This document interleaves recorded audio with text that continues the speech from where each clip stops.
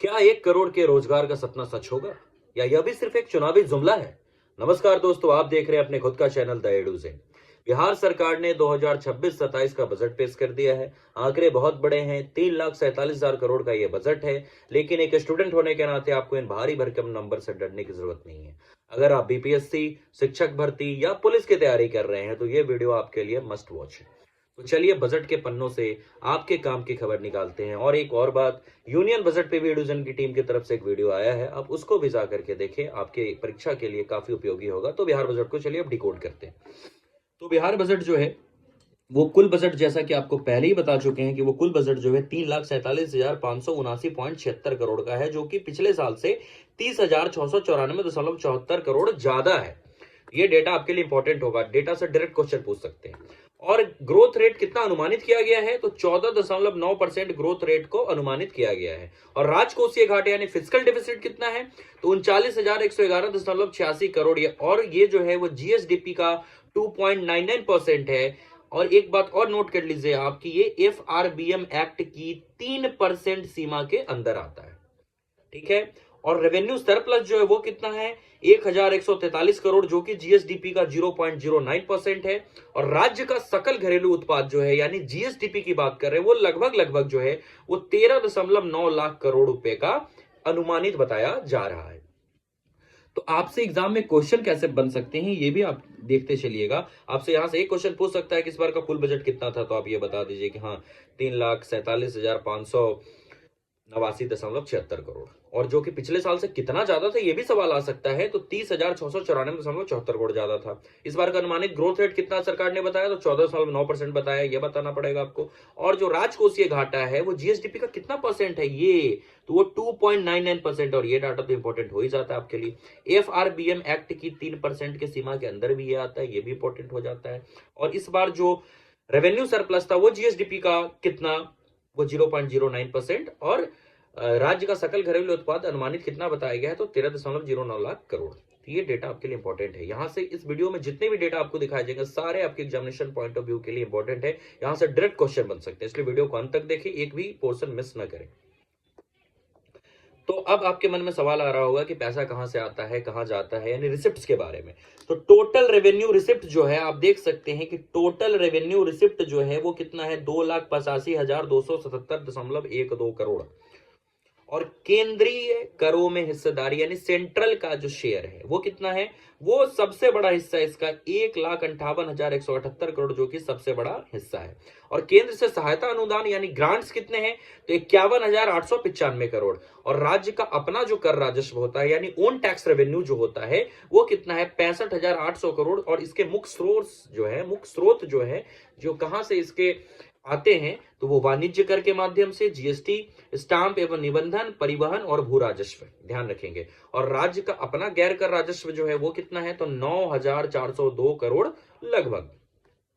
और पैसा कहां से है ये तो हम लोग देख चुके हैं। अब देखेंगे कि पैसा जाता कहां है, कहां खर्च होगा, उसकी भी बात की जाती है बजट में कि पैसा कहां खर्च होगा। यानी एक्सपेंडिचर ब्रेकडाउन को हम लोग देख लेते हैं।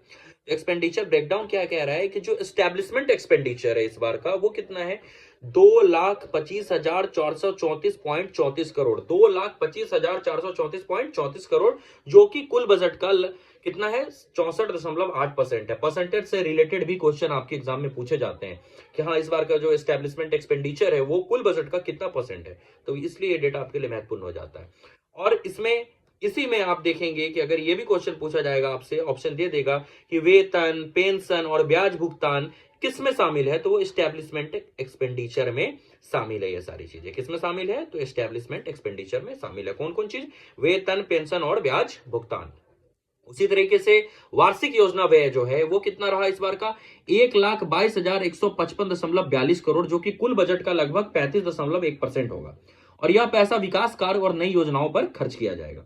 और जो कैपिटल एक्सपेंडिचर है जिसको कैपेक्स भी कहते हैं वो कितना रहा है? 63,455.84 करोड़, जो कि भविष्य के निर्माण के लिए इसको यूज किया जाएगा, इसको उपयोग में लाया जाएगा। ये डेटा को मजाक में मत लीजिएगा बिल्कुल भी, क्योंकि डेटा आपके लिए बहुत महत्वपूर्ण है। आपके एग्जामिनेशन में डायरेक्ट यहां से क्वेश्चन पूछेंगे, उस समय आपको याद आएगा कि हाँ कोई बोला था। अब अगला हम लोग देख रहे हैं कि किस डिपार्टमेंट को कितना जो बजट राशि है उसमें से किस डिपार्टमेंट को कितना पैसा एलोकेट किया गया है। तो आप देख सकते हैं शिक्षा विभाग की अगर हम बात कर लेते हैं, है ना। अगर शिक्षा विभाग की बात करते हैं तो शिक्षा विभाग में यानी एजुकेशन डिपार्टमेंट में जो कुल बजट का सबसे बड़ा हिस्सा यानी लगभग 17% के आसपास यानी 60,000 प्लस करोड़ 60,000 करोड़ से ज्यादा की राशि केवल शिक्षा विभाग को दी गई है। जैसे कि मैंने यूनियन बजट में बताया था कि डिफेंस पर सबसे ज्यादा अमाउंट दिया गया है, उसी तरह बिहार बजट में शिक्षा पे सबसे ज्यादा पैसा खर्च किया गया। इस बात को आप लोग बिल्कुल ध्यान रखेंगे, शिक्षा पे सबसे ज्यादा पैसा खर्च किया गया। और फिर रूरल डेवलपमेंट डिपार्टमेंट पे कितने पैसे खर्च किए गए हैं, तो रूरल डेवलपमेंट डिपार्टमेंट पे जो है वो 18.33% पैसा खर्च किया गया है। हेल्थ डिपार्टमेंट पे लगभग 8.21% हिस्सेदारी है। ऊर्जा यानी एनर्जी डिपार्टमेंट 18,737 करोड़, और इसमें फ्री बिजली जो 125 यूनिट की योजना जो बिहार सरकार की आई थी वो भी इसी में शामिल है, और इंफ्रास्ट्रक्चर के लिए और अर्बन डेवलपमेंट और हाउसिंग के लिए यानी नगर विकास एवं आवास के लिए 15,237 करोड़ रुपए आवंटित किए गए हैं। और ग्रामीण कार्य विभाग यानी रूरल वर्क्स डिपार्टमेंट के लिए 11,312 करोड़ रुपए आवंटित किए गए हैं। और पंचायती राज के लिए 10,996 करोड़, और जल संसाधन के लिए 7,127 करोड़। ये इंपॉर्टेंट डेटा है, आप एक बार इसको देख भी लोगे तो ऑप्शन आएगा तो आपको याद आ जाएगा, अच्छा हाँ इसी के आसपास का डेटा है। ये देखना बहुत जरूरी है, तो वीडियो के अंत तक जरूर बने रहें। आपके एग्जाम में यहां से 4 से 5 नंबर तो पक्के हैं। अब प्रमुख घोषणाएं क्या है कि अनाउंसमेंट क्या है, ये देखिए आपके एग्जाम के लिए भी इंपॉर्टेंट हो जाता है। ये 7 निश्चय 3, इसके पहले भी 7 निश्चय 1 और 7 निश्चय 2 आ चुकी है। ये 7 निश्चय 3 है। इसमें क्या कहा गया सरकार के द्वारा कि प्रति व्यक्ति आय को हम दुगना करेंगे, और 1 करोड़ जो रोजगार की बात की जा रही है, जो कि होगा या नहीं होगा ये तो भविष्य बताएगा, लेकिन जो 1 करोड़ रोजगार की बात हो रही है वो 7 निश्चय 3.0 के अंदर ही आता है। आप देखेंगे 1 करोड़ नए रोजगार के अवसर पैदा करेंगे। महिला को भी सशक्त करने की बात की जा रही है।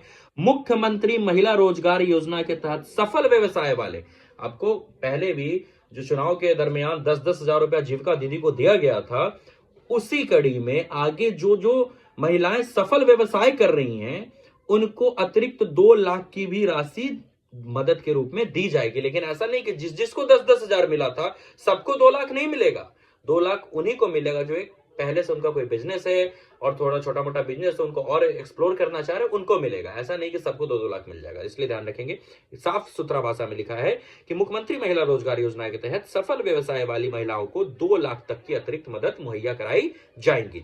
बुनियादी ढांचा क्या है कि 5 नए एक्सप्रेसवे बनाए जाएंगे। जिला अस्पताल को सुपर स्पेशलिटी अस्पताल में तब्दील किया जाएगा, और ईज ऑफ लिविंग के लिए बुजुर्गों के लिए घर पर स्वास्थ्य सेवा मुहैया कराएगी। सरकार जो है इस बार लेकर आई कि बुजुर्गों के लिए घर पर ही स्वास्थ्य सेवा को मुहैया कराया जाए, ताकि वो घर बैठे संपत्ति निबंधन भी कर सकते हैं। रजिस्ट्री की सुविधा भी उनको दी गई है। और गरीब कल्याण के लिए जो जातीय जनगणना हुई थी उसमें चिन्हित जो 94 लाख गरीब परिवार हैं उनके सहायता के लिए सरकार जो है लघु उद्यमी योजना के तहत उनका सहायता करेगी। अब आगे बढ़ते हैं। परीक्षा के लिए याद रखने योग्य आपके लिए क्या है, 1 लाइनर यहां से क्वेश्चन पूछ सकते हैं कि इस बार का बिहार बजट किसने पेश किया, तो विजेंद्र यादव, या बिहार के फाइनेंस मिनिस्टर भी हैं, वित्त मंत्री भी हैं, उन्होंने ही बजट पेश किया। किसने पेश किया, वित्त मंत्री विजेंद्र प्रसाद यादव ने पेश किया। और सर्वाधिक जोर इस बार किस पे दिया गया, तो ग्रामीण विकास पे दिया गया और रोजगार पे दिया गया। 1 करोड़ की बड़ी घोषणा भी कर दी गई कि 1 करोड़ रोजगार दिया जाएगा। देखना होगा कि ये बिल्कुल इसको एग्जीक्यूट किया जाता है या फिर ये बस ऐसे ही जुमला हो जाता है।